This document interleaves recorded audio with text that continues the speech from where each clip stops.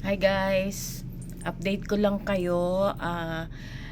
Nakausap ko yung Ongko through PM. Ang ayun, kasi schedule ko na sa Wednesday, so kailangan kong malaman kung bibili pa ako ng Pulvestrant by Monday.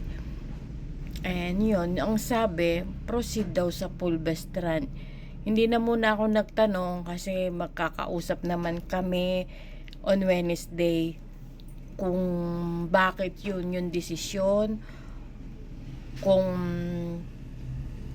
final na ba or hindi pa nila gaano na pag-aaralan kasi nga nag-holiday, diba? Hindi ko alam, medyo nasad na ko, 'di ba? Tapos ayun nga, napag-alaman ko din sa PIBAW na yung dati daw na 100% reimbursement, kasi nga 2 years na kanila akong din are-reimburse, hindi na daw 100%.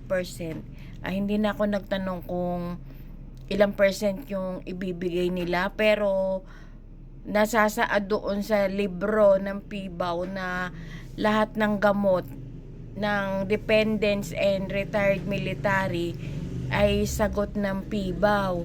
Ewan natin ano nangyayari, bakit ngayon parang di ko alam kung confirm yon, dahil tumawag lang ako sa phone, ayun yung sinabi nung nakasagot, pero hindi naman siya yung in charge kasi daw nasa may affair, so siya lang sumagot. Pero yun ngayon narinig niya na parang usap-usapan doon na hindi na ire-reimburse ng 100%.